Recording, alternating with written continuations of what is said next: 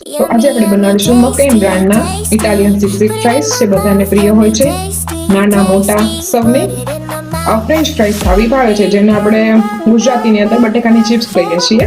એ આજે આપણે બનાવીશું, પણ આ રેડી ટુ ઇટ છે, હોમમેડ નથી.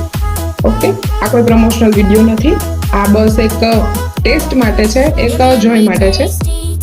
તો આપણે જોઈશું અહીંયા આપણી ફ્રાઈસ થઈ રહી છે, ઓલમોસ્ટ ડન થઈ ગઈ છે. તો આપણે હવે એને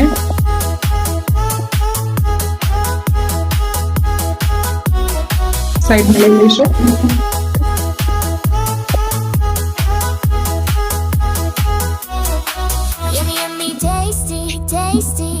એની સાથે એનું મસાલાનું એક સ્કેચ છે એ આવ્યું છે, જે એની અંદર ચીઝ ચીલી પાવડર જે ફ્લેવર માટે છે એ મિક્સ કરવાનો છે આપણે બની ગયા પછી. તો આપણે લાસ્ટમાં કરીશું. મસાલાનો ટેસ્ટ બહુ જ સ્પાઇસી છે, એટલે નાના બાળકોને જો તમે આ આપવા માંગતા હોય તો બને એટલો ઓછો યુઝ કરવો, અથવા તો ઘરનું સોલ્ટ વાપરવું, જેને મીઠું કહીએ છીએ. આવડી નેક્સ્ટ બાકી રહેલી ફ્રાઈસ થાય છે, અને અહીંયા થોડી ઉતરી ગઈ છે, અને આપણે લાસ્ટમાં બધો મસાલો મિક્સ કરીને પછી હું તમને બતાડીશ કે તેનો ફાયદા કેવો છે. બાળકોને બહારના અનહેલ્ધી તેલમાં બનાવેલી આપણે ચિપ્સ અથવા કરતા ઘરે બનાવેલી ચિપ્સ એ આપણા ઘરના શુદ્ધ તેલમાં બનેલી હોય તો એ વધારે પ્રિફર કરવી.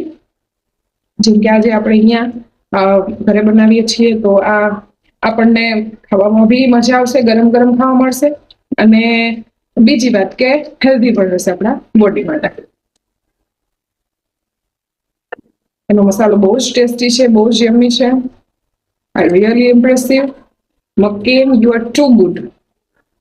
જે લોકોને ઇન્સ્ટન્ટ ભૂખ લાગી હોય અને કંઈ કરવું હોય તો આ રેડી ટુ ઇટ જરૂરથી ટ્રાય કરી શકે છે. કેમ કે પર્સનલી મને ગમ્યું છે, તો તમે બી ટ્રાય કરજો, કદાચ તમને પણ ગમશે. આ કોઈ બ્રાન્ડેડ કોન્ટેન્ટ નથી, કોઈ રેફરન્સ બી નથી. આ બસ મારું સેલ્ફ છે કે મને ગમ્યું છે તો I post it. Here is the final look. એકદમ રીચ લુક આવે છે, ટેસ્ટ બી બહુ સારો છે, એકદમ ક્રિસ્પી બી બહુ સરસ થઈ છે. રેડી છે આપણી Italian cheese chilli French fries. Thank you. Like, share and subscribe.